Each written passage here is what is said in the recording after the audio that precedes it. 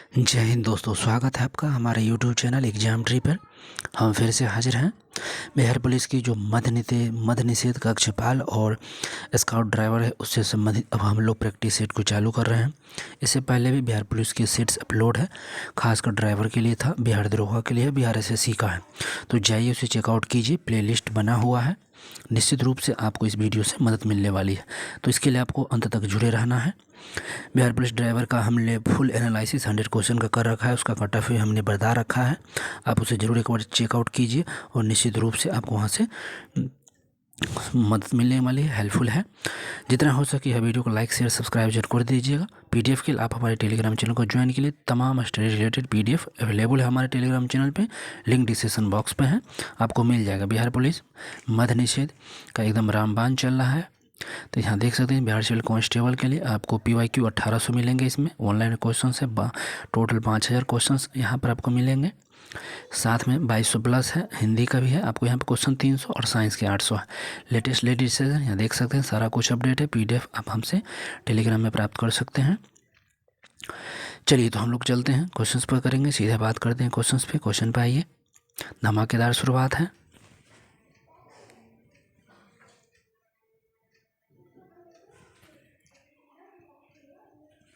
तो पहला क्वेश्चन आपके सामने, राज्य अपहरण नीति की शुरुआत किसने किया था? तो डलहौजी। राज्य अपहरण नीति की शुरुआत देखिए 1848 से 56 के बीच डलहौजी रहा था। राज्य अपहरण नीति डलहौजी के ही समय में चालू हुआ था।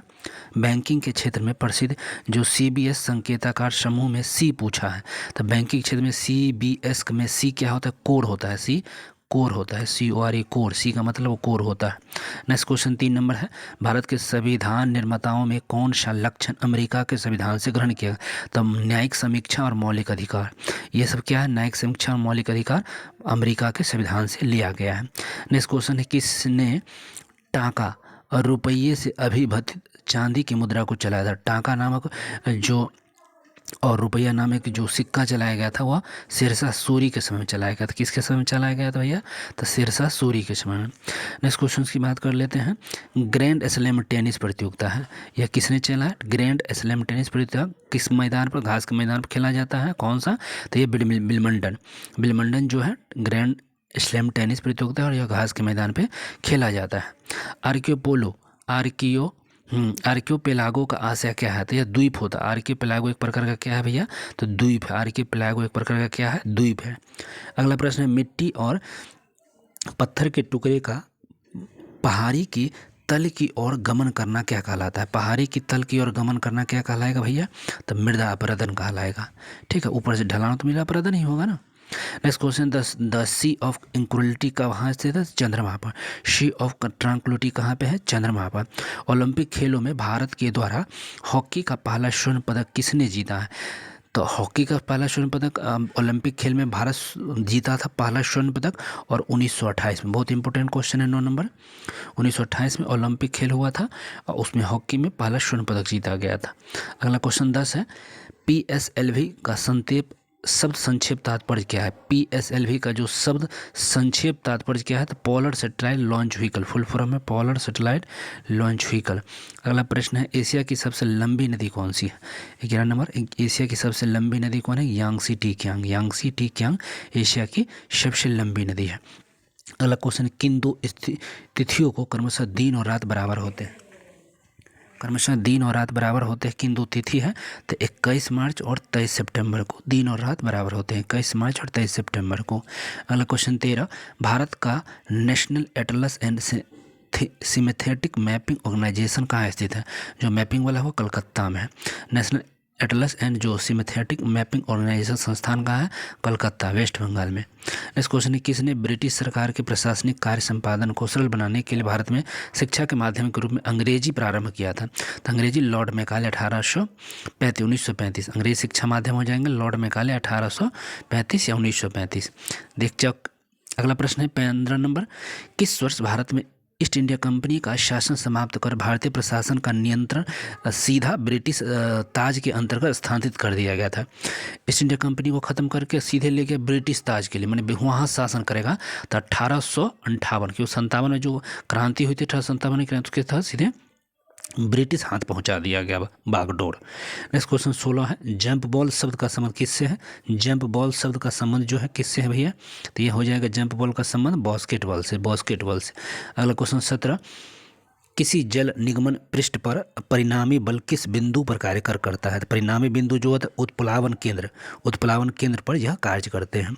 नेक्स्ट क्वेश्चन, स्थायी चुंबक को जब दो भागों में तोड़ा जाता है, स्थायी चुंबक को जब दो भागों में तोड़ा जाता है तो तब क्या होता है? तो प्रत्येक भाग में एक दक्षिणी ध्रुव और एक उत्तरी ध्रुव होगा।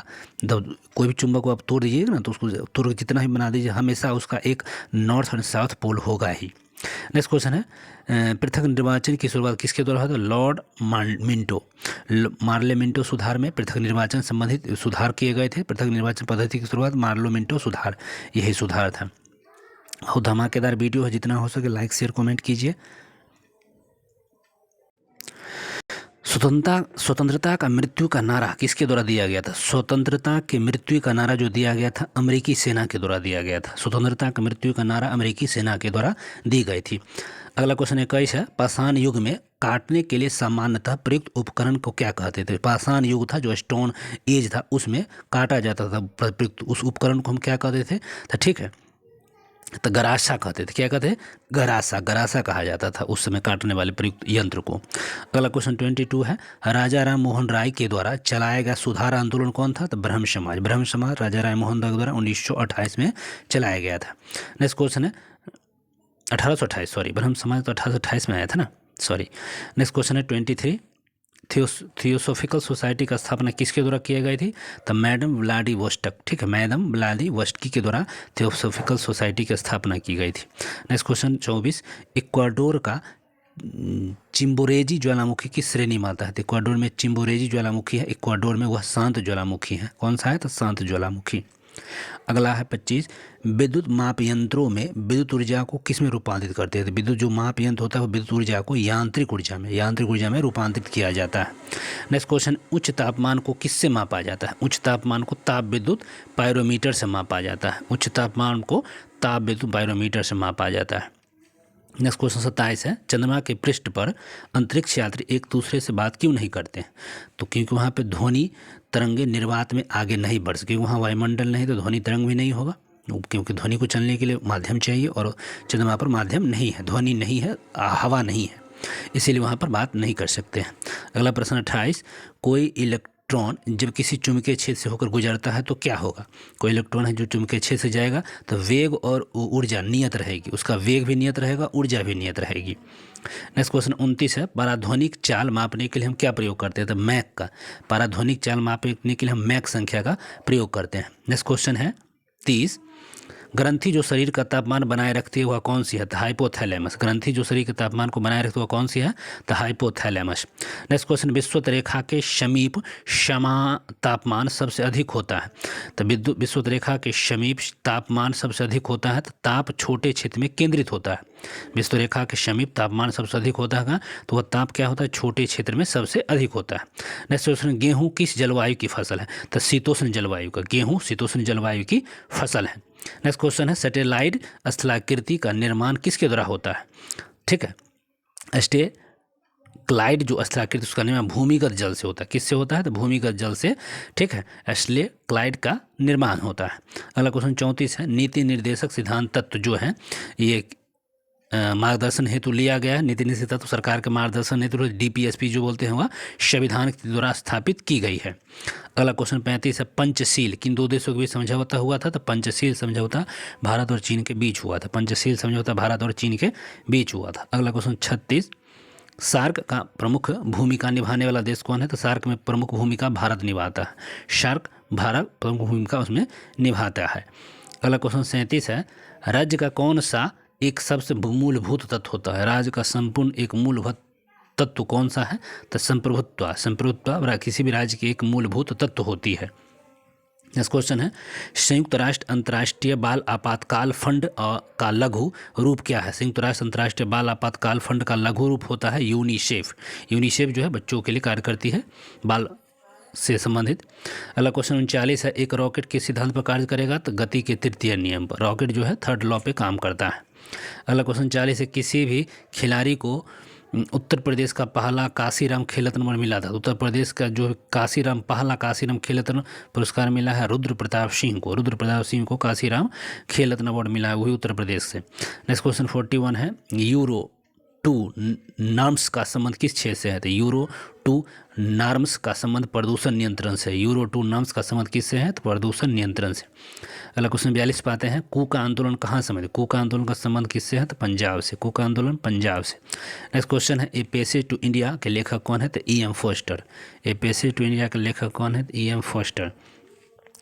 अगला प्रश्न है, आज नवरत्न का अर्थ क्या है? ठीक है, नवरत्न का अर्थ होता है केंद्रीय लोक उद्यम विभाग द्वारा कंपनियों को दिया गया दर्जा होती है। नवरत्न होता है कंपनियों को दर्जा दी जाती है उद्यम विभाग द्वारा। नेक्स्ट क्वेश्चन है, किसी भारतीय भाषा को बोलने वाले लोगों की संख्या विश्व में हिंदी के बाद सबसे अधिक किसका है?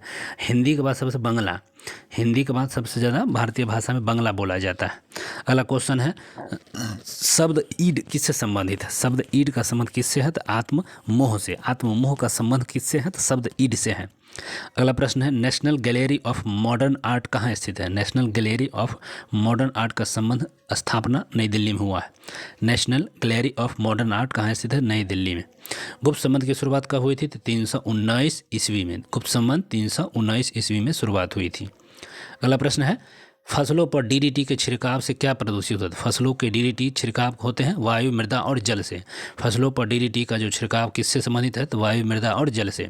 मानव शरीर के किस अंग में रुधिर ऑक्सीजन युक्त होता है? मानव शरीर के किस अंग में रुधिर ऑक्सीजन युक्त होता है? तो फेफड़ा हो जाएगा। मानव शरीर के किस अंग में रुधिर ऑक्सीजन युक्त होंगे? तो फेफड़ा में।